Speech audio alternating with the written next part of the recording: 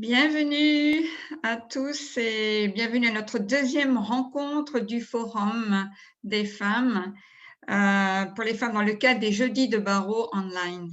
Donc voilà, merci beaucoup d'être là. Pour ceux qui ne me connaissent pas ou ceux et celles qui ne me connaissent pas, donc je m'appelle Brigitte Wada et je suis présidente de la Fédération des femmes pour la paix mondiale et je serai votre modératrice pour cette rencontre. La Fédération des femmes pour la paix mondiale a été fondée en Corée du Sud en 1992 par Mrs. Aung San Suu Kyi et son défunt mari, révérend Son Myung Moon. Elle s'est développée aussi dans plus de 160 pays dans le monde entier depuis les années 97. Et puis, elle est aussi active dans les domaines de l'éducation, la réconciliation, et bien sûr aussi les projets humanitaires qui se sont développés dans plusieurs pays. Et puis, bien sûr, elle travaille aussi en partenariat avec d'autres ONG, dont la Fédération pour la paix universelle, et aussi avec d'autres responsables d'associations de femmes aussi qui ont les mêmes objectifs que la Fédération des femmes pour la paix. Et bien sûr, depuis 1997, grâce à toutes ces activités qui se sont développées dans le monde, eh bien, elle a aussi reçu le statut économique d'un statut consultatif général auprès du Conseil économique et social de l'ONU. Donc, en fait, la Fédération des femmes, elle réunit des femmes de toute tradition ethnique, religieuse et culturelle qui désirent justement contribuer à cette paix. Ça, c'est vraiment… Alors, non seulement avec les femmes, mais bien sûr avec les hommes. Ça, je vais toujours le dire, nous sommes complémentaires dans ce sens. Alors, ce soir, on va aborder un sujet qui n'est pas facile, justement, qui s'appelle les secrets du cerveau féminin. Ce n'est pas non plus un thème à aborder en si peu de temps. Je pense que cela demanderait beaucoup plus de temps pour en parler et pour en débattre aussi. C'est un sujet aussi qui a des controverses parce que, bien sûr, il y a aussi ce courant qui dit que non, pas du tout, hommes et femmes sont tout à fait égaux et il n'y a pas de sexe, enfin, disons, le cerveau n'a pas de sexe. Est-ce que vraiment le cerveau a un sexe? Voilà, donc c'est ça qu'on va essayer d'aborder ce soir. Et je vais surtout laisser la parole à Marie-Christine Audan, qui est déjà intervenue la dernière fois. Elle-même est conseillère conjugale et familiale. Donc, je voudrais donc donner… Elle est aussi secrétaire, bien sûr, de la Fédération des femmes pour la paix mondiale. Et je voudrais donc lui donner la parole. Alors, si vous avez des questions, n'hésitez pas de les mettre dans le chat.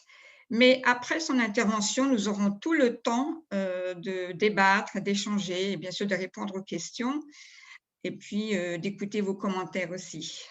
Voilà, donc c'est à toi, Marie-Christine.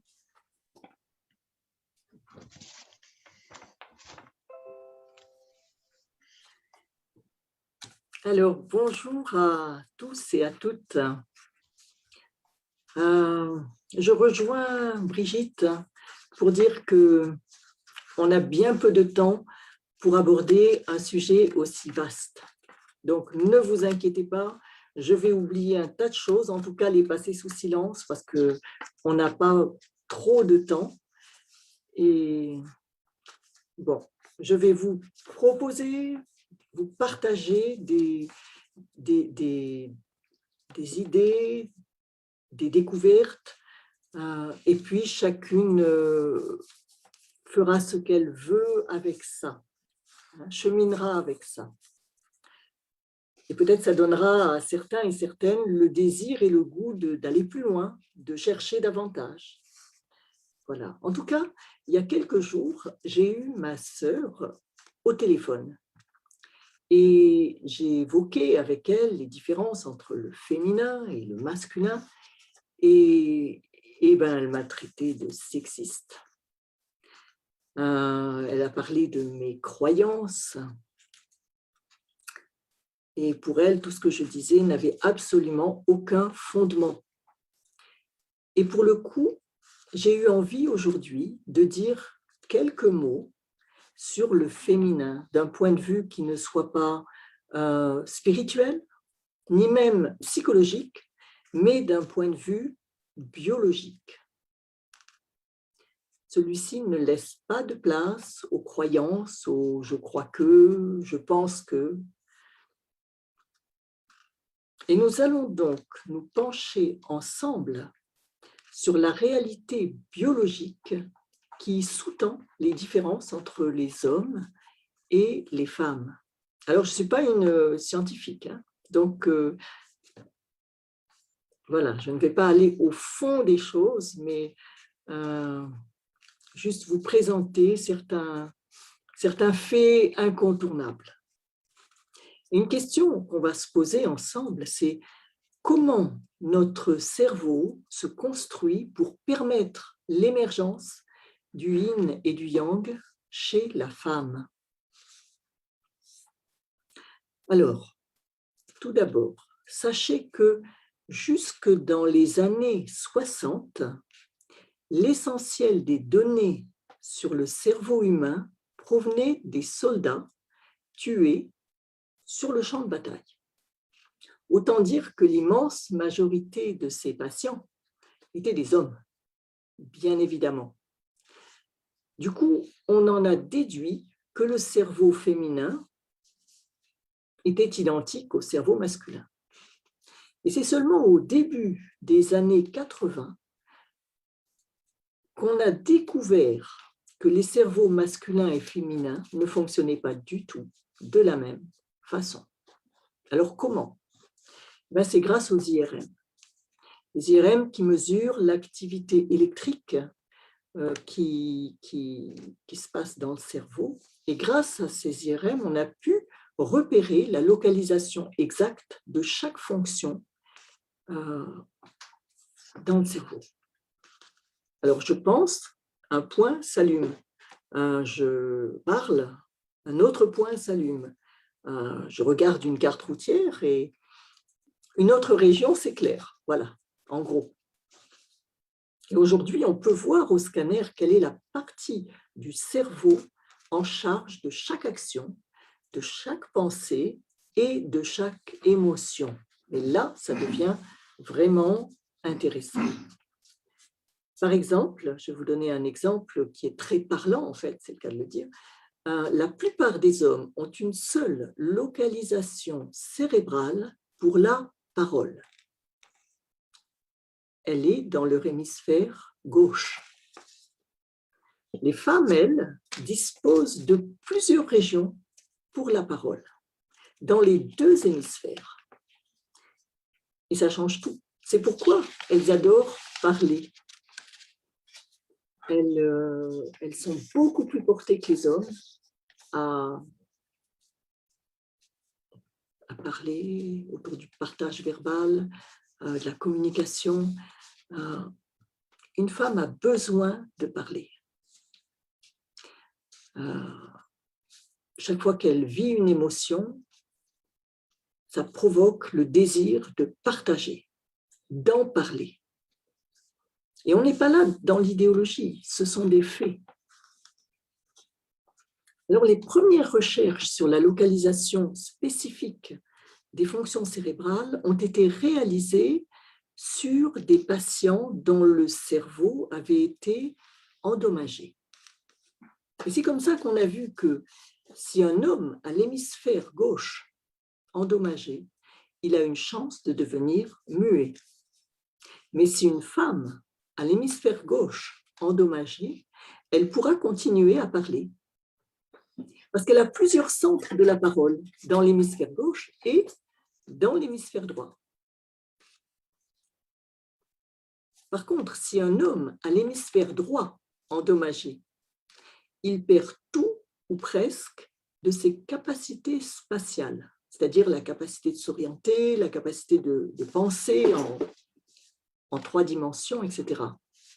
Mais si une femme a l'hémisphère droit endommagé au même endroit, elle ne subira pratiquement aucune perte de ses capacités spatiales, parce qu'elles sont ailleurs. Alors, ceci dit, les hommes ont une capacité spatiale beaucoup plus étendue que les femmes. Mais bon, j'ai envie de dire que ce soir, je vais parler surtout des femmes. C'est vrai que les hommes ont des capacités qui sont beaucoup moins développées chez nous, les femmes.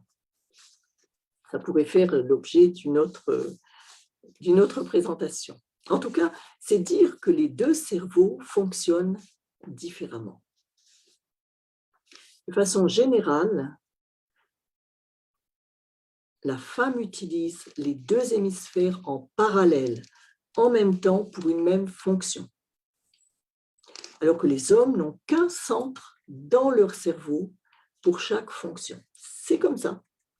Messieurs, vous êtes compartimentés, vous êtes fabriqués de telle façon que vous êtes concentrés sur une tâche à la fois, si votre cerveau est totalement masculin. Là, on y reviendra.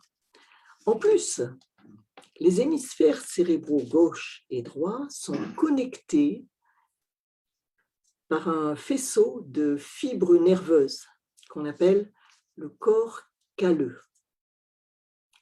Eh bien, ce corps calleux est plus épais chez la femme que chez l'homme. C'est-à-dire que la femme a 30% de connexion en plus.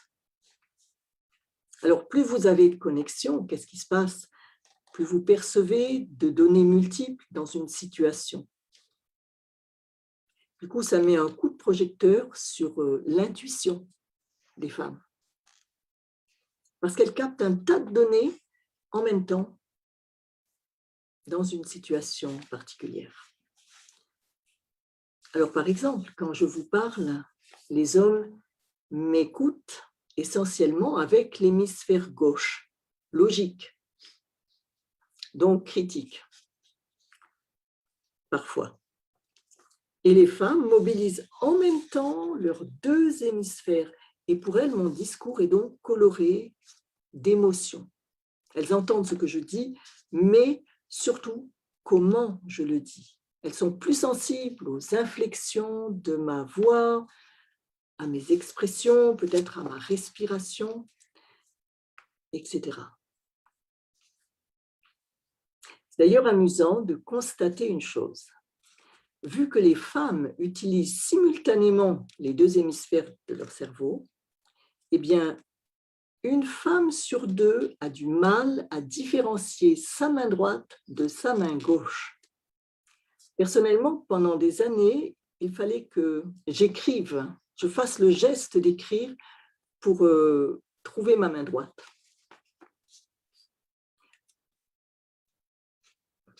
Mais revenons aux deux hémisphères du cerveau. Alors, je vais dire quelques petites choses que certainement vous tous, vous connaissez plus ou moins. C'est juste pour se situer. L'hémisphère gauche, ce sont les mathématiques, la logique, la raison, la déduction, l'analyse. Et l'hémisphère droit, c'est plus la création, le sens artistique, l'intuition, les idées, l'imagination, etc. Les hommes utilisent l'un ou l'autre, mais beaucoup le gauche. Et les femmes utilisent l'un et l'autre, et beaucoup le droit. Quand je dis l'un et l'autre, c'est en même temps. De ce fait, une femme est capable de faire simultanément plusieurs choses sans rapport entre elles, tout en téléphonant à une copine et en pensant à autre chose. Mais si un homme essaye une nouvelle recette de cuisine et que vous lui parlez, eh bien, il est possible qu'il se fâche parce qu'il n'arrivera pas à vous écouter et à suivre en même temps les instructions écrites de la recette. Alors, voyons maintenant du côté des émotions. C'est une chercheuse canadienne, Sandra Whittleson, qui a montré, alors toujours grâce aux IRM, que pour les hommes, le lieu des émotions se trouve en un point précis, dans l'hémisphère droit, ce qui signifie que l'émotion peut opérer indépendamment des autres fonctions cérébrales. Et les fonctions cérébrales peuvent opérer indépendamment de toute émotion. Alors que chez les femmes, les émotions opèrent sur une région beaucoup plus étendue dans les deux hémisphères. Et elles peuvent se déclencher en même temps que les autres fonctions cérébrales. Par exemple, dans une discussion un peu difficile, un homme peut avancer des arguments de logique, il peut passer à des solutions, donc tout ça, c'est plutôt l'hémisphère gauche, et tout ça sans la moindre émotion sur la question. Par contre, la femme, elle, va colorer d'émotions tout l'entretien. Je ne dis pas que c'est un plus ou un moins, mais voilà, c'est comme ça. Par ailleurs, sous le coup d'une émotion, un homme peut réagir très fortement. Quand ce lieu particulier est stimulé, un homme peut même se déchaîner avec violence parfois, que ce soit par les mots ou par les actes. Face à une émotion forte, la femme, elle, préférera en parler. Et on peut dire qu'une femme, plus elle est stressée, plus elle est émotionnellement atteinte, et plus elle a envie de parler. Peut-être ça vous dit quelque chose. D'où le fait que dans un couple, la femme sollicite constamment l'attention de l'homme parce qu'elle a besoin de partager ses idées, ses pensées, ses émotions, ses sentiments. Et le seul fait de se sentir écoutée, de se sentir comprise, c'est ça qui va l'apaiser. Et plus que ça va l'éclairer parce qu'une femme, je dirais qu'elle pense en parlant. L'homme, il pense avant de parler, mais souvent la femme, elle pense en parlant, en sortant les mots. Ça l'aide à penser. Moi-même, je dois dire que pour préparer une conférence, souvent, je la dis, je la parle, et les idées arrivent à ce moment-là. La femme pense tout haut, alors que l'homme utilise le langage surtout pour transmettre des informations, pour chercher des solutions. Du coup, si une femme vient parler à un homme, eh bien, celui-ci risque de penser qu'elle attend des solutions. Et il va s'efforcer d'en trouver. Mais elle veut juste être écoutée. C'est tout.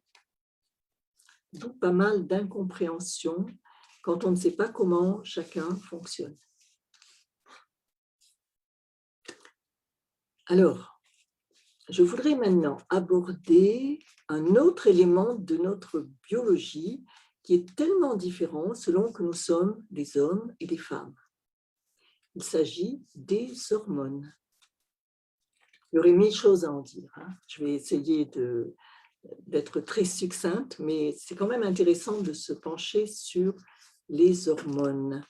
En fait, la conclusion à laquelle les neurologues et les spécialistes du cerveau sont arrivés aujourd'hui, c'est que nous sommes ce que nous sommes à cause de nos hormones, les unes féminines et les autres masculines. Par exemple, alors, je vais parler d'une hormone masculine, la testostérone. Pourquoi? Eh bien, vous allez comprendre. Les recherches sur le cerveau révèlent que notre genre serait programmé masculin ou féminin environ 6 à 8 semaines après notre conception. C'est un scientifique allemand, le docteur Dorner, qui a été l'un des premiers à avancer cette idée, que notre identité sexuelle est formée 6 à 8 semaines après la conception. C'est-à-dire que pendant les 6 à 8 premières semaines, le fœtus est plus ou moins asexué. Et il dispose du potentiel pour former des organes génitaux masculins ou féminins et pour former aussi un cerveau masculin ou féminin. Et les recherches ont montré que si le fœtus est un garçon génétique, donc chromosome XY. Il développe des cellules spéciales qui sécrètent de grandes quantités de testostérone. Et c'est ça qui va permettre aux testicules de se former et au cerveau d'être configuré comme un cerveau masculin. Mais le fœtus n'est pas capable de fabriquer à lui seul toute la testostérone dont il a besoin. C'est sa mère qui en fabrique aussi, parce que la femme fabrique aussi de la testostérone, à peu près 10 fois moins que l'homme, mais quand même. Donc c'est sa mère qui va lui envoyer ce qui lui manque. Sauf que parfois la mère, pour une raison ou pour une autre, elle n'en fabrique pas assez ou elle n'en fabrique pas du tout. Alors, ça peut être à cause d'un stress important qui l'empêche d'en fabriquer, ça peut être une maladie, comme une grosse grippe par exemple, ou certains médicaments inhibiteurs de testostérone. Il y a différentes raisons. Aussi, une femme qui fumerait beaucoup, qui boirait beaucoup, ça affecte la sécrétion de testostérone. Et du coup, le fœtus ne reçoit pas suffisamment d'hormones mâles en temps voulu. Et le bébé garçon va naître avec une structure cérébrale plus féminine que masculine. Du coup, il aura une forte part de féminin en lui. Et il semblerait que 10% de ces garçons-là deviendront homosexuels, en fonction d'autres facteurs encore que je ne vais pas citer, soit à l'intérieur de l'utérus, soit après la naissance, notamment pendant les 5 premières années de la vie. Mais c'est un autre point.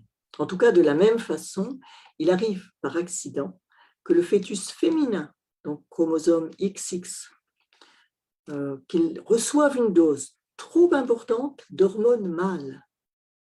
Et le résultat, c'est un bébé-fille avec un cerveau plutôt masculin, ce qui peut aussi aller jusqu'à l'homosexualité, également en fonction d'autres facteurs dont je ne parlerai pas ici.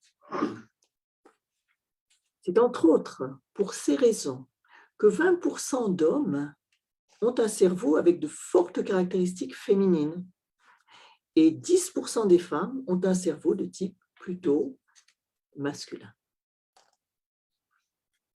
Bon, j'ai évoqué le cas de l'homosexualité, mais vous vous en doutez, c'est très complexe. Trop complexe pour que je puisse en parler ici, trop délicat aussi. Mais je voulais juste l'aborder parce que là, il peut y avoir décalage entre le genre biologique et le genre ressenti, masculin ou féminin. Et il semblerait que les hormones jouent leur part dans cette confusion des genres.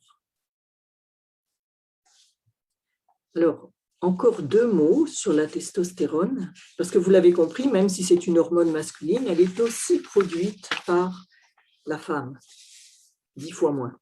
En tout cas, elle est nécessaire aux femmes pour les muscles, pour les os, pour la mémoire et pour la libido. Et maintenant, les hormones purement féminines, même si les hommes les sécrètent aussi, mais en beaucoup plus petite quantité. Bon, vous en avez tous et toutes entendu parler. Il y a tout d'abord les œstrogènes. Et en plus de leur impact purement physique sur le cycle féminin, ils procurent aux femmes un sentiment général de bien-être, de contentement, et ils jouent un rôle majeur dans leur comportement maternel et dans le fait de prendre soin de leur foyer. D'ailleurs, en raison de leur effet calmant, on en administre parfois aux hommes dans les prisons pour apaiser leur comportement violent. Alors, comme hormone féminine, il y a aussi l'ocytocine, qui est connue sous le nom d'hormone du câlin. Elle est libérée quand la peau d'une personne est caressée. L'ocytocine, c'est une hormone qui stimule le besoin des femmes de toucher et d'être touchées. Elles ont déjà la peau 10 fois plus sensible que celle des hommes. Du coup, ce n'est pas étonnant que les femmes attachent autant d'importance au câlin et au toucher. Et le toucher, c'est à la base de la vie, de la tendresse, de l'amour, de la relation. Il paraît que les femmes occidentales, alors les femmes orientales, je ne sais pas, mais les femmes occidentales ont 4 à 6 fois plus de chances de toucher une autre femme dans une conversation qu'un homme n'en aura de toucher un autre homme.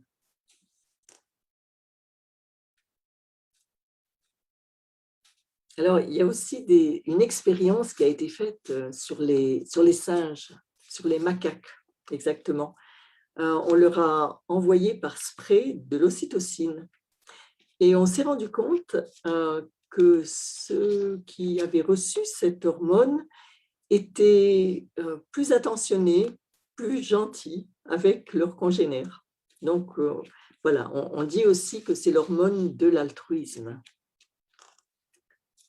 Et puis enfin, il y a la progestérone. C'est encore une autre hormone femelle qui sert à préparer l'utérus pour une grossesse, mais aussi qui libère des sentiments maternels et nourriciers. En conclusion, on constate que le cerveau féminin, comme les hormones de la femme, sont le socle biologique de notre féminité. Ils sont au service de la relation, de la confiance, de l'intuition, de l'empathie, du langage, du soin, etc. Et je dirais que toutes ces caractéristiques biologiques, à l'origine de notre féminin, elles nous ont été transmises d'une génération à l'autre tout au long de plus d'1 million d'années. Depuis la nuit des temps, notre cerveau s'est modelé sur la base du vécu différent des hommes et des femmes. Le cerveau n'est pas immuable. En fonction des actions que nous faisons, il se transforme. Vous comparez le cerveau d'un violoniste et le cerveau d'un cultivateur, ils ne sont pas identiques. Il y a des régions qui se sont développées davantage. Donc, sur des milliers de générations, on peut imaginer que voilà, les cerveaux se sont construits différemment. L'homme s'est adapté à la chasse, à la guerre, et il devait, pour la survie de l'espèce, être pourvoyeur, être protecteur, être conquérant. La femme, par contre, elle s'est adaptée à l'élevage de ses enfants, à leur éducation et au partage verbal avec les autres femmes du groupe dans le cadre restreint de son univers. Pour survivre, il lui fallait coopérer, partager, prendre soin. Et c'est comme ça que nos cerveaux masculins et féminins ont été modelés. Du coup, quand je pense à ce passage dans la Bible, vous savez, qui nous dit « Il créa l'homme à son image, homme et femme, il les créa ».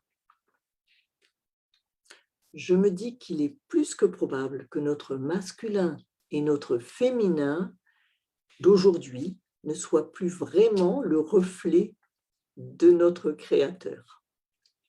C'est à méditer. Nous ne sortons pas indemnes de tout ce que nous avons traversé au fil des millénaires quand nous devions lutter pour notre survie.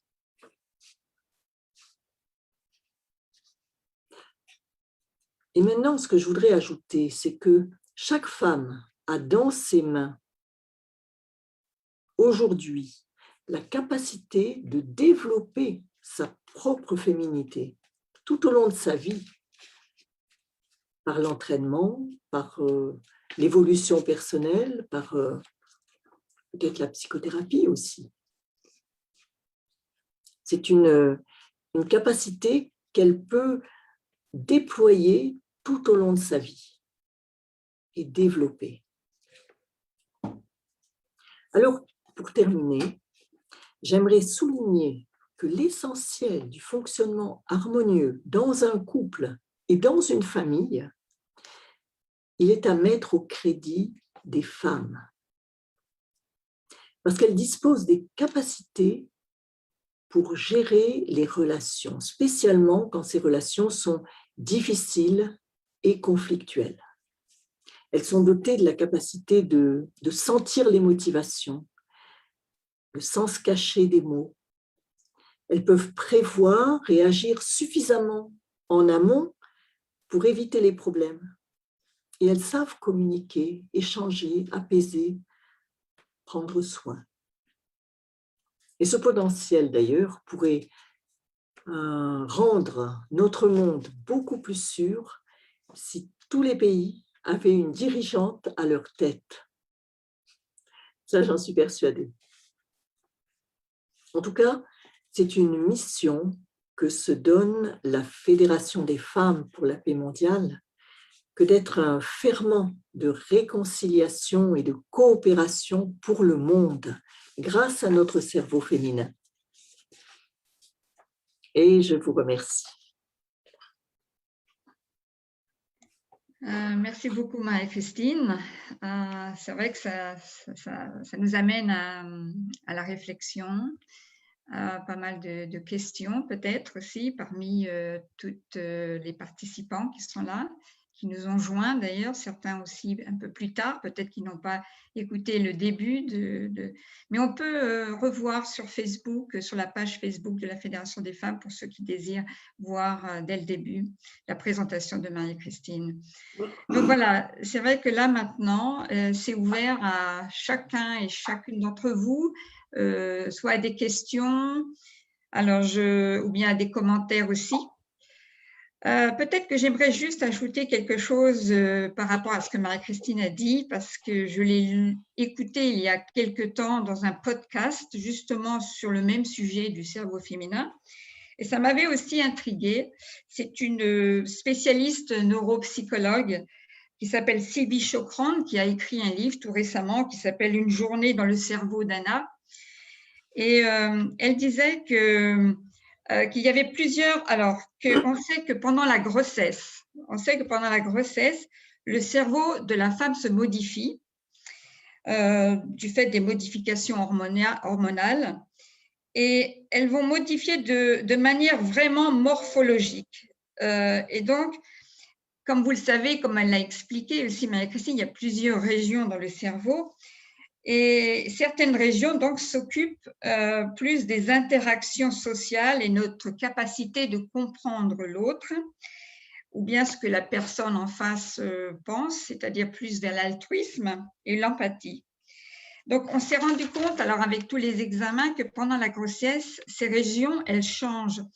Et que dans ces régions du cerveau féminin, il y a une réduction du volume de leur matière grise. Alors, il y avait cette question, alors ça veut dire que la femme, elle regresse intellectuellement ou quoi pendant ce temps-là? Mais alors, pas du tout. C'est que justement, il y a plutôt une concentration, une respécialisation dans ces régions-là pour permettre à la femme de développer cette empathie en attendant justement l'enfant de naître. C'est-à-dire qu'il y a tout un processus pour qu'elle soit capable de comprendre ce que l'enfant ressent, de ressentir les besoins de l'enfant. Donc, durant tout ce temps-là, il y a toute cette région qui se spécialise dans cette attente. Je trouvais ça assez intéressant. Et cela ne se trouve pas dans la paternité, c'est surtout chez les femmes. Et il y avait aussi cette question, mais est-ce que justement cette modification, elle continue ou elle reste? Et il disait que oui, plus on a des enfants, plus justement cette modification reste. Et je pense que c'est un peu comme une sorte d'habitude que le cerveau a pris de vouloir s'occuper, de vouloir prendre soin. Et c'est tout à fait naturel que même quand on a 80 ans ou 90 ans ou 70 ans, quand on a eu des enfants ou des petits-enfants, on continue à avoir cette même attitude, d'essayer de ressentir ce que l'autre pense. Voilà, je trouvais ça intéressant de le mentionner et donc ça fait partie aussi de cette particularité du cerveau féminin. Mais ça ne veut pas dire que ceux qui n'ont pas d'enfants ne sont pas empathiques, ça n'a rien à voir. C'est juste que quand on a des enfants, on a besoin de cette empathie et de développer cette partie-là pour mieux justement s'occuper pour mieux gérer, on va dire. Voilà. Bon, ça c'était une petite, un petit point, mais voilà, je vais laisser la parole alors je vais voir d'abord s'il y a des questions. Alors, je n'ai pas vraiment de questions ici, donc il n'y a pas. Mais peut-être un commentaire, si vous avez, vous pouvez vous lever la main ou bien ouvrir votre micro. Si quelqu'un veut dire, ou bien même s'opposer, ou bien dire que quelque chose par rapport à ce que Marie-Christine a dit, sur lequel vous n'êtes pas d'accord, c'est aussi possible. Oui, s'il vous plaît. Oui, bien sûr, Monsieur Voravon. Bon, C'est bien bonjour à d'avoir tout le l'opinion de monde. monsieur. Bon, j'ai été, enfin, pendant une période, j'attendais aussi un enfant de ma femme et pendant sa grossesse, je crois que, je ne sais pas si on a mesuré la modification dans le cerveau masculin, mais je pense que moi, je crois quand même avoir changé d'attitude et de sentiment pendant la grossesse de ma femme. Et puis, et j'attendais l'avènement avec impatience et je crois que je l'accompagnais tous les jours. On s'entraînait pour l'accouchement, etc. Bon, voilà. Mais je ne sais pas si quelqu'un a fait des mesures pour savoir si aussi dans le cerveau du papa qui attend un enfant, il y a aussi cette sorte de changement dans le sentiment. Merci. Merci. Merci, Monsieur Voravon, pour votre témoignage aussi. J'avoue, je ne sais pas, hein, je ne suis pas scientiste, c'est juste que je rapporte ce que cette scientiste ou cette personne a dit. Mais je suis sûre que les hommes aussi développent bien sûr cette région empathique, cette empathie, mais la femme en a besoin peut-être aussi beaucoup parce qu'elle est demandée jour et nuit, de donner le sein, de ressentir. Peut-être l'instinct maternel aussi va avec. On parle beaucoup de l'instinct maternel. Voilà, ce sont des réflexions, hein, des questions. Mais bien sûr, hein, le père aussi, je suis sûre, accompagne la mère aussi de la même façon. Il ressent ce même désir aussi et de s'occuper de l'enfant et de la femme aussi, je pense. Bon, je voudrais partager aussi une expérience personnelle. Bien sûr. Là, quand mes enfants étaient tout petits, euh, je devais parfois m'occuper des enfants et je sais par expérience que les femmes sont beaucoup plus résistantes que les hommes devant pour s'occuper des enfants. Moi, au bout de quelques minutes ou quelques heures, je suis vraiment fatigué, tandis que ma femme, comment elle a pu supporter parfois 2 enfants à la fois et moi, un seul enfant, c'est déjà très, très vraiment épuisé. Voilà. Oui, c'est vrai. C'est vrai. Peut-être que c'est ça dont on parle, cette force, ce courage, de la mère, de vouloir aller jusqu'au bout, de défendre ses enfants. Même on trouve cela chez les animaux aussi, d'ailleurs, c'est ce qu'elle disait aussi, cette protection maternelle qui est très forte et de protéger ses enfants jusqu'au bout, même au risque de sa vie. En fait. C'est très, très fort. Alors, j'ai une question de savoir quel est le nom de ce livre C'est une journée dans le cerveau d'Anna. C'est de Sylvie Chokran. Je vais l'écrire dans le chat pour ceux qui sont intéressés. Peut-être, Marie-Christine, tu voudrais ajouter des choses par rapport à ce qui a été dit. En fait, j'ai l'impression d'avoir assez parlé. Donc, la parole est à tous ceux qui ont écouté et qui certainement ont des choses à exprimer. Oui. Oui. Oui, je voudrais poser une question. Est-ce que le fait qu'on découvre de plus en plus de choses au niveau du cerveau humain, est-ce que ça peut remettre en cause nos croyances, quelles qu'elles soient, ou ça peut appuyer nos croyances un peu plus fort, mais je me pose la question, est-ce que ça peut fragiliser peut-être nos croyances, non? Dans quel sens?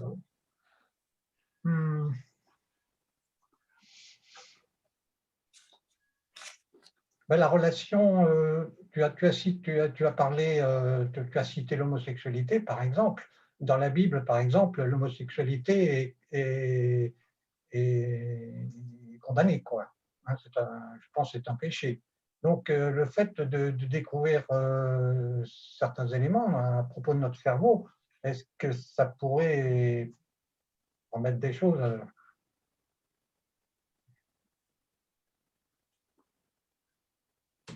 Marie-Christine, tu veux répondre à cette question?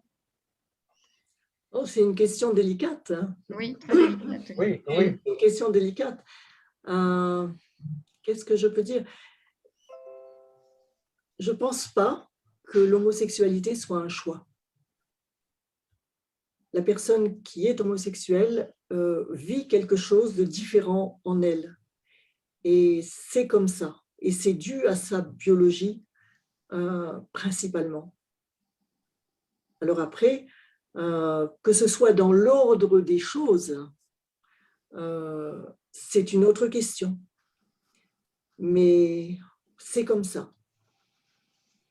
Ce qui ne veut pas dire que je connais des personnes qui sont homosexuelles et qui ont décidé j'ai presque envie de dire, de transcender cette tendance en elles. Parce qu'en fait, il y a le corps et il y a l'esprit. Hein. C'est deux choses quand même assez différentes. On a parlé aujourd'hui du corps. Je n'ai pas voulu toucher à l'esprit, mais quand on se penche sur, par exemple, la pensée de l'unification, il y a la personne physique, l'âme physique et le corps physique, et puis il y a la personne spirituelle, l'âme spirituelle. Et ce sont deux domaines qui sont à prendre en compte. Enfin, il y aurait beaucoup de choses à dire. Je ne sais pas si quelqu'un d'autre voudrait aborder ce sujet. En tout cas, j'ai une autre question de Madame Kobangué qui est: la Bible parle de la femme vertueuse. Est-ce que cette notion peut se retrouver dans cette présentation du cerveau féminin?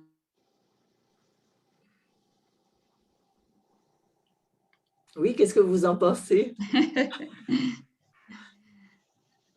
Est-ce que, voilà. En fait, je pense aussi que tout va dépendre aussi de l'environnement dans lequel la personne évolue, que ce soit homme ou femme, mais aussi pour la femme. Si elle évolue dans un environnement difficile, conflictuel, c'est vrai que ça va aussi influencer la personne ou l'éducation, enfin, le caractère, le cerveau lui-même. La possibilité d'être empathique, même aussi, ça peut aussi influencer dans ce sens. Ou alors la personne vit dans une atmosphère ou dans un environnement chaleureux, plein d'amour, et donc elle aura plus de chances de développer justement une certaine maturité et peut-être beaucoup plus d'empathie. Je dis peut-être, je veux dire, voilà, c'est l'environnement aussi influence sur la personne. En fait, ce que j'aimerais juste souligner, c'est que le cerveau, la biologie féminine et masculine d'ailleurs, c'est un socle, c'est un potentiel. Et après, c'est avec l'esprit qu'on va développer, utiliser, déployer une fonction ou une autre tout au long de notre vie. Donc, tout ce qui touche à la vertu, c'est en lien avec les valeurs et c'est en lien avec l'esprit. C'est une autre dimension. Et on peut pas, c'est délicat, on ne peut pas vraiment mélanger les deux quelque part. L'esprit est là pour jouer de l'instrument de son corps. Ce n'est pas le corps qui règne, qui domine, il est juste en potentiel pour avancer spirituellement. J'ai une autre question de Hannah Lottery qui dit alors, les homosexuels réclament que leur état leur est transmis dans les gènes, qu'ils sont nés ainsi. Donc, Marie-Christine soutient cela, ou bien s'agit-il d'une interaction entre la nature et la culture? Ah, j'ai Didier qui a levé la main, qui peut-être va répondre à ce niveau. Didier, tu peux ouvrir ton micro. Ah, voilà. Alors, oui, c'était sur plutôt quelque chose d'avant, mais peut-être ça se complète. Oui. C'est sur l'évolution de la masculinisation ou de la féminisation au cours de la vie. Donc, les jeunes enfants, ça se construit encore. C'est-à-dire même si un garçon naît garçon ou une fille naît fille, mais en bas âge, il n'y a pas forcément beaucoup de différences. Et donc, toute la construction aussi de l'éducation va jouer un rôle important, et notamment l'identification pour le garçon au père et pour la fille à la mère, pour construire l'identité de genre. S'il y a une relation difficile, conflictuelle, avec le parent du même genre, c'est là la psychologie, là il va y avoir un lien entre la psychologie et avec la psychologie, le lien avec la biologie se fait justement par les hormones, parce que les hormones c'est lié aux émotions aussi justement. Donc, mais normalement, à l'adolescence, on arrive à un comportement hormonal qui va être quasiment maximal, quoi, vers la fin, début de l'adolescence et fin de l'adolescence. Et j'avais entendu, je ne me souviens plus la source, mais que avec un couple, au cours de la vie de couple, il y a des échanges hormonaux. Et puis, le fait de vivre ensemble va faire que, avec l'âge, l'homme va se féminiser un peu plus et la femme va aussi se masculiniser. Alors, effectivement, ce processus chez la femme peut être freiné par la maternité, qui réveille le côté féminin, mais ça reste vrai après la fin de la fertilité, il va se faire un équilibre dans un couple. Et voilà, donc qu'il y a non seulement le fait de... C'est pas simplement l'influence dans le sein de la mère qui peut changer ou perturber l'identité sexuelle, mais il y a une évolution qui, elle, est normale, en quelque sorte. C'est-à-dire à mon avis, pour amener finalement l'homme et la femme à se rapprocher au cours de leur vie et à mieux se comprendre et se compléter.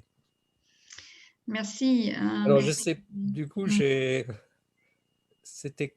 Ah oui, le côté culturel, oui, sur les homosexuels et le côté culturel. Je peux rebondir par rapport à cette question. Effectivement, un enfant va être impacté par sa relation avec son père et sa mère. Mais ce qui sera déterminant, d'après certains scientifiques, c'est que le fœtus n'aura pas reçu suffisamment d'hormones mâles entre la conception et la 6e ou 8e semaine. Un enfant qui a reçu tout ce dont il avait besoin dans le ventre de sa mère au niveau testostérone, eh bien, les mêmes circonstances d'éducation ne l'affecteront pas à ce niveau-là. Mais s'il n'a pas reçu suffisamment de testostérone juste dans les premières semaines de sa vie, là, il pourra être affecté par des relations difficiles dans les premières années de sa vie. Voilà. C'est-à-dire qu'il y a un ensemble nature et culture qui va jouer. D'accord. Mais bon, c'est très, comment dire, schématique. Il faudrait faire une conférence juste sur ce point-là, qui est délicat et complexe. Et puis, on ne sait pas tout non plus. Alors, il y a une autre question qui est venue de Claire Koyama, qui est... Alors, on vient de comprendre que les hormones sont très importantes pour s'accomplir en tant qu'homme et femme. Attendez, j'ai un truc qui gêne, voilà. En tant qu'homme ou femme. Et lorsque les hormones baissent avec l'âge, que faire?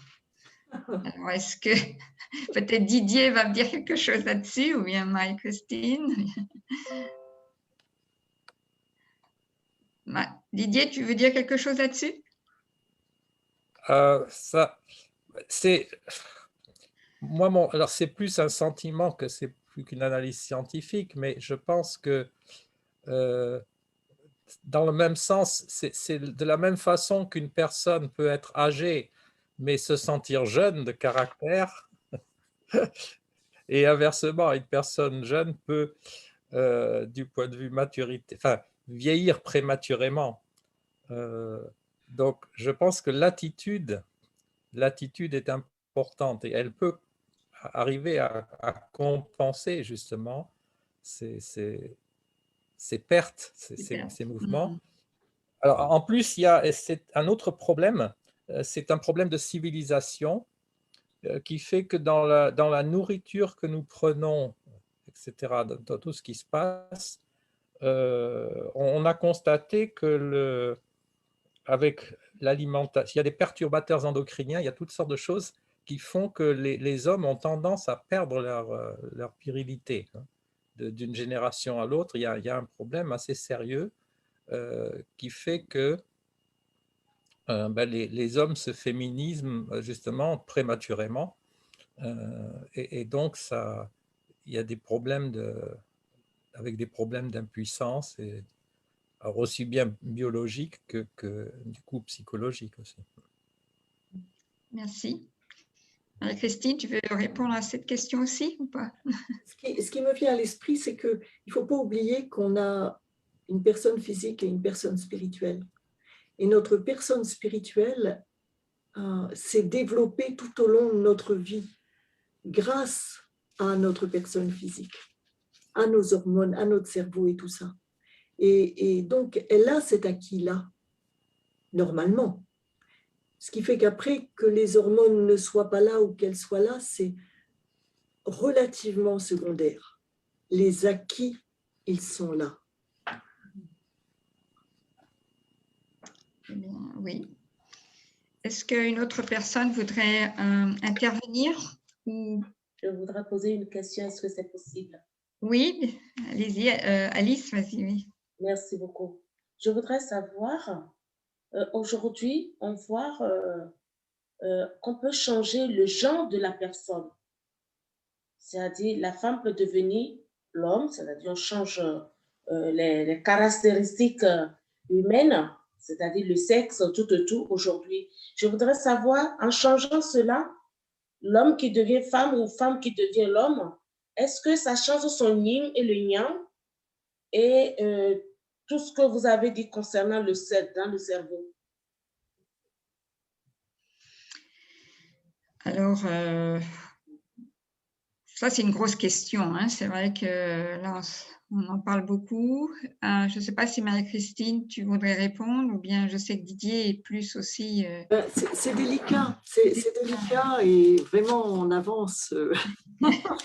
C'est des sujets tellement touchy, comme on dit. Ouais. oui, une personne dans son corps féminin, par exemple, peut se sentir homme du fait de ce qui s'est passé pendant les premières semaines de sa conception, voilà, de sa vie après la conception. Et ça, c'est comme ça. C'est comme ça. Après, comment elle va gérer? Moi, j'ai tendance à penser que ça touche à son âme physique, pas à son âme spirituelle. Et bon, il y aurait disons que ça emmène assez loin. Donc, il faudrait Après, oui, c'est vrai. Préciser d'autres éléments. C'est vrai que c'est assez difficile de parler de ce sujet-là. Même moi, quand j'étais jeune, je me disais toujours un garçon manqué. On me disait bonjour mon petit garçon. Je paraissais vraiment plutôt garçon. Et ça m'a donné une empreinte. J'ai grandi un peu dans cette, je dis pas identité garçon, mais dans cette, on me voyait comme un petit garçon parce que voilà. Et c'est vrai que j'avais cette tendance à vouloir grimper aux arbres. Bon, je trouvais ça tout à fait normal. Mais je me suis jamais sentie que j'étais un garçon, mais on me voyait comme un garçon, le garçon manqué. Alors c'est vrai que parfois, il y a aussi cette attitude parce que de la fille qui voudrait plaire à son père ou de vouloir, surtout à l'adolescence ou quand on est jeune, parfois il y a toute une confusion à l'intérieur de soi parce qu'on a envie de trouver une certaine identité. Donc, il est vrai que souvent, quand il y a ce désir de changement, ça se passe aussi quand les enfants sont encore jeunes ou à l'adolescence où ils ne se sentent pas bien dans leur corps. Et ce n'est pas du tout le moment à ce moment-là de dire tiens, si tu penses comme un garçon, tu changes et tu deviens un garçon parce que tu es une fille. Je pense que vraiment là, il faut réfléchir. Est-ce que dans quelques années, ça sera totalement différent pour la personne? Je veux dire, si elle avait ressenti d'être un garçon et puis finalement 2 ans après, elle se dit ah non, non, je suis vraiment une femme, je suis une fille. C'est vrai que l'environnement aussi peut l'aider à changer. Beaucoup de choses peuvent aider à changer. Ouais. Enfin voilà, c'est très délicat de parler de ça. Alors, j'ai un petit commentaire de Bénédicte, peut-être que j'aimerais dire là. Je pense que l'environnement est aussi très important, non seulement la famille, mais la société, car les jeunes ont un désir d'appartenance et si pour raison hormonale ou autre, ils se sentent différents de leur sexe biologique et que leur entourage les conforte ou même les pousse dans ce choix, ils peuvent prendre un certain chemin qu'ils n'auraient peut-être pas pris si l'environnement était différent. C'est vrai aussi. J'ai une amie qui a un fils aîné qui aimait beaucoup jouer à la poupée et s'occuper de ses frères et sœurs jumeaux et jumelles. Elle me disait devant lui, eh bien, j'ai un fils homosexuel parce qu'on était dans les débuts de ce genre d'atmosphère. Et elle l'a regardé comme tel. Finalement, ce garçon est devenu styliste et pas homosexuel. Peut-être qu'il a souffert de la manière dont sa maman l'a vu.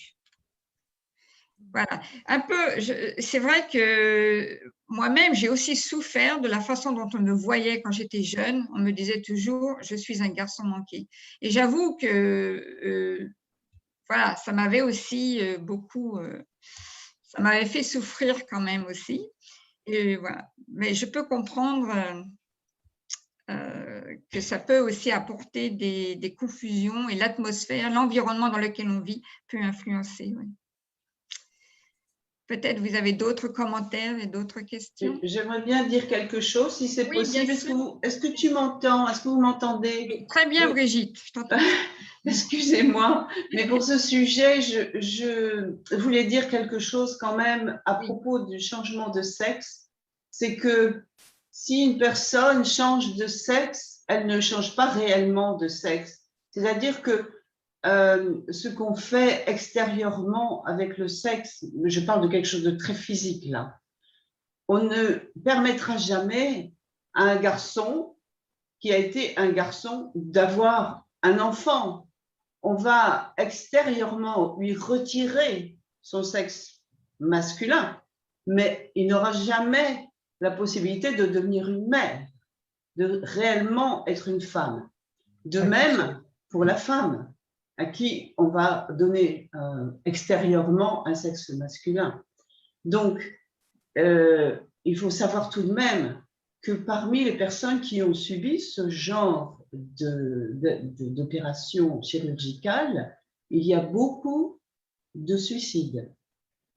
Parce que ces personnes ne se sont pas assumées telles qu'elles étaient et que intrinsèquement, un homme est un homme et une femme est une femme, comme vous l'aviez beaucoup dit vous-même.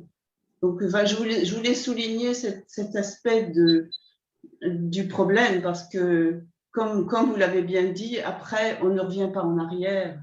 Et que si à l'adolescence, on a un petit problème d'identité, il vaut mieux quand même beaucoup réfléchir avant de faire ce genre de choses. Tout à fait, oui. Merci Brigitte pour ce commentaire. D'ailleurs, il est conseillé quand les adolescents ont ce genre de situation d'aller voir un psychologue pour être sûr que ce qu'ils ressentent est vraiment cela ou pas, ou est-ce que c'est pas autre chose. Oui. Donc, nous arrivons vers la fin de notre rencontre et peut-être que s'il y a un autre commentaire ou une autre… Didier, tu lèves toujours la main, donc je ne sais pas. Non, pardon, j'ai pas enlevé. Non, mais je me dis peut-être que tu as encore envie de parler, dire quelque chose par rapport à ce Non, qui est… j'avais pas réalisé qu'il fallait enlever. Là. Ah, c'est pas grave. Il y a Michel Taochan qui voudrait dire quelque chose. Ah, bien sûr. Désolée, je n'arrive pas à voir les personnes qui… Demain. Ah, super. Demain, très bien. Bonjour, Michel. Je peux parler? Bien sûr. Oui. Absolument. Bien sûr, Michel. En tout cas, dans cette conférence et les discussions, je crois qu'il y a quelque chose que vous avez très finement démontré, il y a le cerveau féminin qui est différent de le cerveau de la femme. C'est deux choses où on essaye de moduler un peu les deux. Il y a 4 ou 5 ans, il y a une conférence sur le cerveau de la femme où j'avais pu participer et il y a quelque chose de biologiquement différent. C'est le canal de Souquet. C'est le canal qui relie entre le cerveau droit et le cerveau gauche. Et chez la femme, le canal de Souquet est plus important, est plus grand. On peut penser que grâce à ça, qu'elle a pu jongler de beaucoup de qualités entre le cerveau gauche et le cerveau droit.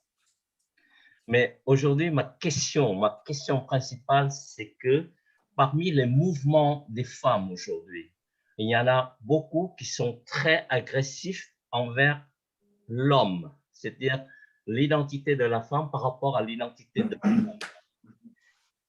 Par contre, chez le mouvement de la Fédération des femmes que vous y êtes, je ne vois pas cet aspect. Vous développez des choses qui jouent quel est le rôle de la femme, mais pas contre l'homme.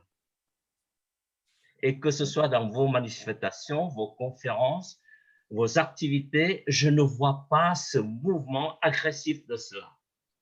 Est-ce qu'on a la possibilité, et c'est parfait, et nous, les hommes, on se sent très bien dans ce mouvement. Est-ce que vous avez pu étudier biologiquement ou émotionnellement ou psychologiquement, comment ça se fait que dans ce mouvement, il n'y a pas une agression envers l'identité des hommes? Voilà la question pour Marie-Christine et pour vous. Allez, Marie-Christine, c'est toi qui réponds. C'est un début, hein. C'est un début, hein. Il faut que ça prenne le temps. Ben nous, on les aime, nos hommes. Marie-Christine, tu veux répondre à cette question? Moi, je pense profondément que la femme devient femme grâce à l'homme et vice-versa, et qu'on a absolument besoin l'un de l'autre. Et comment ça se fait qu'il n'y a pas beaucoup dans d'autres mouvements féminins et que dans le vôtre, il y a cette partie-là qui est très, comment dirais-je, très étudiée? Voilà, c'est juste cette question qui est un peu subtile. Et, Elle est importante de signaler. Oui, peut-être je peux dire. Je pense que c'est lié à notre théologie, à notre croyance, qui prend vraiment très au sérieux ce qui est écrit dans la Bible. Quand Dieu dit « Il créa l'homme à son image, homme et femme, il les créa », et que donc, d'ailleurs, enfin, alors il faut faire attention parce que dans les textes, suivant dans quel sens on prend le mot homme, mais le texte d'origine fait bien la différence entre homme, être humain, et homme masculin. Et alors en anglais, ils utilisent d'ailleurs the man, and ils disent male, he created them male and female, pour bien faire la différence. Et que donc, ça fait partie, le but de la vie n'est pas simplement de se développer spirituellement en tant qu'individu seul, mais de former une famille. Et par conséquent, avec cet objectif, à partir du moment où on a cette compréhension, cette croyance, ça change les choses en profondeur. Enfin, ça les change, ou ça confirme, parce qu'on avait peut-être déjà cette conviction. Mais je veux dire, ça consolide, et que peut-être justement, au contraire, les personnes qui ne seraient pas d'accord avec cette optique ne vont pas coopérer ou travailler dans ce mouvement. Oui. Moi, je pense que c'est aussi parce qu'on a cette conscience que, personnellement, la femme a besoin de l'homme et de l'homme a besoin de la femme, et de cette complémentarité nécessaire. Et comme disait, je crois, c'était toi, Marie-Christine, qui disait que l'homme devient plus masculin à travers la femme et la femme plus féminine à travers l'homme. Je pense que c'est une forme de beauté aussi, si on arrive à trouver les qualités chez les uns et les autres. Et d'ailleurs, le révérend Moon et sa femme en ont parlé beaucoup, que la nature de la femme et la nature de l'homme sont différents de nature, ils sont indépendants, mais ils ont la même valeur et ils sont complémentaires. L'un hérite de l'autre, mais sans qu'il n'y ait aucune revendication ou bien une forme de... Le problème, c'est l'ignorance, en fait. Je pense que le gros problème, c'est l'ignorance de l'un et de l'autre, et notre immaturité aussi, peut-être, de comprendre notre propre identité, même moi-même en tant que femme, ou l'homme en tant qu'homme, et aussi peut-être à l'origine du Créateur. Et pourquoi nous avons été créés en tant qu'hommes et femmes. Dans quel but? Donc, plus on en comprend, mieux, je pense, on peut saisir, on peut trouver cette harmonie ou ce dialogue entre nous. Enfin, c'est ce que je ressens, en tout cas. Et cette idée de valeur renforce justement aussi. Ça, c'est important, ce que tu dis là. C'est-à-dire que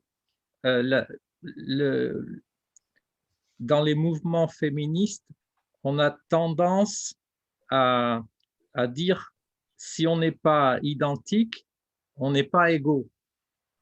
Mm-hmm. Et que différence veut dire inégalité. Non, justement, c'est ça qui est peut-être nouveau, c'est de pouvoir affirmer l'homme et la femme sont différents, mais ça ne les empêche pas d'être égaux. Et donc, à ce moment-là, il n'y a pas ni du côté des hommes, ni du côté des femmes, besoin d'avoir une revendication spéciale. Parce que les deux ont la même valeur et les deux se complètent. Par conséquent, à partir du moment où on est conscient, on a la même valeur et que l'autre est mon complément, ça change tout. Voilà, oui. Jean-Marie Bourreau voudrait intervenir. Oui, le révérend Moon nous parle qu'il y a une différence entre l'homme et la femme, et il insiste surtout que l'homme recherche d'abord le savoir et le pouvoir. Donc c'est quelque chose qui est assez vertical, et que la femme, le révérend Moon insiste sur le niveau du cœur, comme quoi la femme a beaucoup plus de cœur, de sensibilité, et ça va vraiment dans le sens que vous avez dit, mais vraiment on est différent dans ce sens-là. la femme est vraiment horizontale et au niveau du cœur, elle va vers les autres, elle va dans la nature. Et ce qui est aussi intéressant, c'est au niveau de l'ocytocine. L'ocytocine, c'est une hormone qui permet aussi d'être en harmonie avec la nature. Par exemple, on sait que quand on fait de la méditation dans la nature, et cette ocytocine va nous permettre d'être en harmonie avec la montagne, les rivières, etc. Et permet aussi le développement du corps calleux, cette connexion qui est entre le cerveau droit et le cerveau gauche. Donc, d'une certaine manière, la femme, elle est aussi davantage proche de la création, de tout ce qui l'entoure. Elle est un petit peu un microcosme de la création, comme elle est horizontale. Et l'homme est véritablement vertical. Et ça représente, tous les deux sont en harmonie, ils sont ensemble. Et aussi, l'IRM fonctionnel s'est surtout développé à partir de l'an 2000. On est juste au début à comprendre notre cerveau, parce que quelquefois, quand on écoute les scientifiques, des fois, bon, c'est incomplet, et même ce que je crois que puisqu'on en est encore au début de l'ère de la femme d'une certaine manière, qui a toujours été dominée, il y a encore beaucoup de choses à découvrir là-dessus. On en est vraiment au niveau spirituel quand on écoute certaines conférences, même si c'est des docteurs, je me dis mais non, c'est pas complètement comme ça, pardon, même si j'ai que le certificat d'études primaires, mais je me dis il y a lentement. Mais véritablement, je pense que là, on en est encore au début, à partir de l'an 2000, où on va découvrir beaucoup d'autres choses. Merci Jean-Marie, merci pour… Alors, bien, je pense qu'on va finir bientôt, parce qu'on avait dit jusqu'à 19h15, mais ce que je voudrais remercier ce soir, c'est tous nos hommes.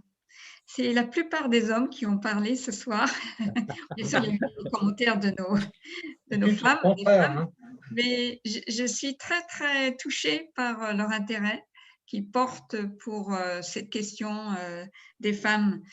Et comme nous, on a beaucoup d'intérêt à les écouter aussi, bien sûr. Et voilà, donc je veux vraiment remercier pour votre participation à chacun. Et surtout aussi Marie-Christine pour ce travail, cette analyse que tu as faite. Alors, c'est vrai que c'est très peu de temps, donc on ne peut pas tout dire en si peu de temps. Comme tu disais aussi, Jean-Marie, il y a encore beaucoup de choses à dire, je suis sûre, dans les recherches. Ça va encore, voilà. En tout cas, je voudrais remercier chacun et vous inviter à revenir la prochaine fois. C'est une fois par mois, le Forum des femmes. Donc, ça sera au mois de mai, le 3e du mois. Donc, et je voudrais remercier aussi Victor qui est derrière la technique, patiemment, et puis tous ceux qui ont pu intervenir. Il y aura une suite à cette conférence? Ça m'intéresse. On pourrait, on va y réfléchir. Tu aimerais? Parce qu'on ne connaît pas trop notre cerveau. Oui, bien. Si quelqu'un veut essayer, pourquoi pas pour la prochaine fois. Je comprends pourquoi les femmes, elles parlent. C'est vrai. Michel, mais ça aide pour la relation. C'est vrai. Mais oui. Combien d'hommes disent à leur femme, tu as un problème, tu parles trop. Oui. Ou alors, tu as un problème, tu es trop émotive. Mais non, elles n'ont pas de problème. Elles ont un potentiel qui est différent. Mais du coup, elles doivent apprendre à le gérer. C'est sûr. C'est ça. Voilà. Ouais. Bien. Si je peux dire quelque chose, Patrick, ici. Allez, Patrick, tu es le dernier. Juste pour dire que si une prochaine fois, on peut partager des expériences positives, constructives, l'homme, la femme, mari et femme, pour montrer que c'est vrai, quoi, ce que Marie-Christine a dit. D'accord. Ça serait super. Voilà, merci. Patrick pour, justement pour cette idée. Donc, on va voir pour la prochaine fois. Donc, je vous remercie et donc, on se revoit le mois prochain alors. Et peut-être avant encore. Merci beaucoup. Au revoir. Au revoir. Merci Marie-Christine. Merci Marie-Christine, c'était trop top. Trop intéressant. Merci Marie-Christine. On aurait mieux écouté.